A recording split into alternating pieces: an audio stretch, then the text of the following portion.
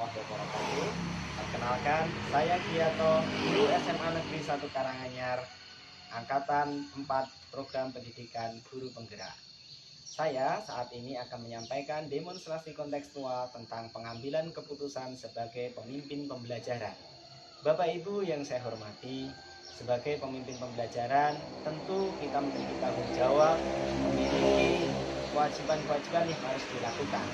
Nah, sebagai calon guru penggerak, saya ingin berbagi, saya ingin menyampaikan apa yang sudah saya pelajari di dalam pendidikan guru penggerak, terutama pengambilan keputusan yang bertanggung jawab ini kepada rekan-rekan saya.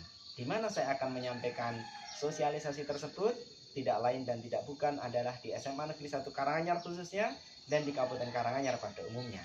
Di SMA Negeri 1 Karanganyar saya akan menyampaikan sosialisasi melalui komunitas praktisi, dan di Kabupaten Karanganyar dari perwakilan-perwakilan sekolah yang tergabung di MGMP saya akan menyampaikan sosialisasi pula. Selain itu, saya akan memanfaatkan media sosial untuk menyampaikan sosialisasi program pendidikan guru penggerak, terutama pengambilan keputusan yang bertanggung jawab. Bapak Ibu yang saya hormati, bagaimana langkah-langkah yang bisa saya lakukan untuk mentransfer pengetahuan maupun untuk bisa mengatasi berbagai permasalahan? Yang pertama, ketika menghadapi permasalahan, saya akan menganalisis masalah tersebut.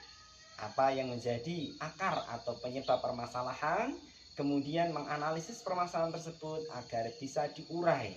Dan pada akhirnya, sebelum mengambil keputusan, saya akan menerapkan 4 paradigma pengambilan keputusan, 3 prinsip, dan 9 langkah pengambilan maupun pengujian keputusan. Melalui tahapan-tahapan tersebut, saya akan menjadi yakin bahwa keputusan yang saya ambil adalah keputusan yang tepat. Ketika dihadapkan pada dilema etika, rujukan moral, tentu saya harus menggunakan berbagai hal yang saya sebutkan di atas untuk mengatasi hal tersebut, terutama ketika menghadapi dilema etika. Sebagai pemimpin pembelajaran, tentu kita tidak akan lepas dari berbagai dilema etika. Hidup-hidup kita ini setiap saat tentu akan diwarnai dengan berbagai dilema etika. Tetapi saya tidak akan khawatir lagi, karena dengan beberapa hal yang saya sebutkan di atas, 4 paradigma, 3 prinsip, dan 9 langkah pengujian dan pengambilan dan pengujian keputusan, saya akan menjadi lebih tenang, menjadi lebih mudah dalam mengambil keputusan, dan keputusan yang saya ambil itu akan lebih bisa saya pertanggungjawabkan karena sudah diuji.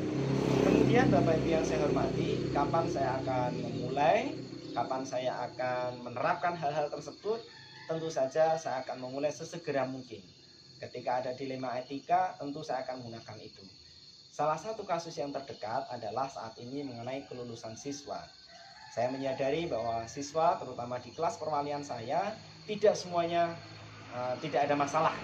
Ada 1-2 yang memiliki permasalahan. Ada yang nilainya kurang mencapai dari KKM, ada yang kemudian sering izin dan sebagainya. Nah, tentu berdasarkan kriteria kelulusan, sangat mungkin anak tersebut terganjal ya. Tetapi dengan berbagai perlakuan, pada akhirnya saya berharap anak tersebut bisa kemudian lulus. Karena apa? Ketika tidak lulus padahal mereka sudah diterima di perguruan tinggi, itu adalah hal yang akan menjadi permasalahan besar. Bagaimana saya kemudian mengambil keputusan agar anak-anak kelas perwalian saya bisa lulus? Itu saya sudah menerapkan 9 langkah pengambilan dan pengujian keputusan.